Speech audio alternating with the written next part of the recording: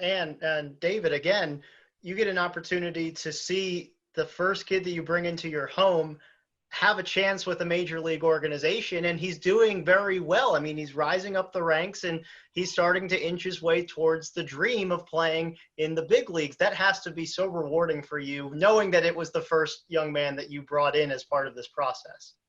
I lost it. I lost it. I didn't spend as much time with Kit the first year he was here, but the second year he was here, like we'd watch Game of Thrones. I mean, Choked up. Yeah, no, it was amazing. And Kit sent us a picture that day, or like whenever the day he went to sign his contract and have his physical, and he's like, this is happening right now. And it was just, it was such a thrill. And it was so, we believed in him from, the minute we met him, just because of, he has such a personality that makes you, when you meet him, you believe in him and you believe in what he wants and what he can do. And you see, he puts it into his words, he puts his words into action. If he says he's going to do something, he does it, and he did it. And that's, we saw that in his interactions with the kids and in his interactions with the kids at camp. I mean, everybody's favorite counselor at camp. Good question. And so, yeah, it was an amazing experience. And then, we took Greyson I took Greyson as a surprise up to see him. And that was just fantastic. That was, when he came over to talk to us and other people were like, how do you know that kid? We're like, oh. Yeah. Memories that you'll never lose, and memories that no one can ever take back from you. Yeah. Yeah. Now, Kit, I have to ask the big question.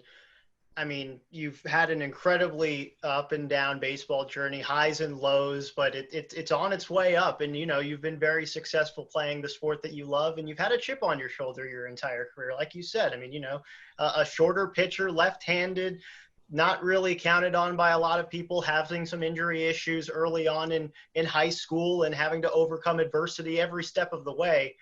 And then you get a chance to meet people like the Fletchers and experience what you did in Bethesda, and things start to kind of, roll in the right direction for you. How much has your relationship with the Fletchers impacted you as a young man and as a baseball player? Oh, man. I mean, I would just say when you have such a strong support system around you, like the relationship I have with them, like we're still family, even though we don't talk or see each other as much, but to know that they're there and they're supporting you and they believe in you, like from the very beginning, it motivates you to want to do it for them. You know what I mean? The people that are just so unselfish and have treated you so well along this journey, there's much part of it as you are individually. And, I keep everyone in my heart and close to me. And, I think about them all the time, say like, yeah, these people were there for you, at that first summer coming back from Tommy John. And, we were here 8 years later. And it's just, it fuels you to want to do the right thing and treat people the right way. Just like, I learned from them, just how to be a person as much as, they learned from me. And I can't be more thankful for them. And yeah, I mean, to reiterate what I'm saying, like, I just want to do it for everyone that's been so supportive of me this whole time. And David, I'll give you an opportunity to respond. What has Kit meant to your family these past 8 years?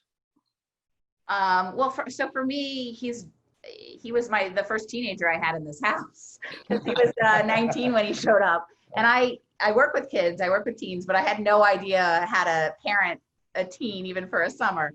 So part of it is what he taught me is how to parent a teen and expectations and how to also, communicate with that age group. But just how to, we talk to Greyson about this all the time, because Greyson's now had opportunities to go places and live in other people's houses. And we always say, you have to remember what Kit was like that when he showed up here and how he treated us, and you need to treat whoever you're with and their kids the same way. You have to give them the same attention. And but it's like having another son, and we have loved having him as part of our lives, and watching him, and he, we'll reach out to him if Greyson's having a bad day. Once in a while I'll text Kit and be like, geez, having a bad day, can you please send a text, and he does.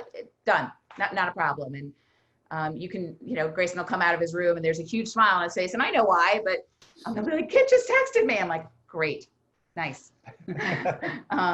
So it's, it's having another son. It's having a brother, a big brother for the kids, and a connection also to that generation. Yeah. We're only a little bit older, but so. We still then- games. And Yeah. then the other thing is we formed a connection with his family too. Yeah.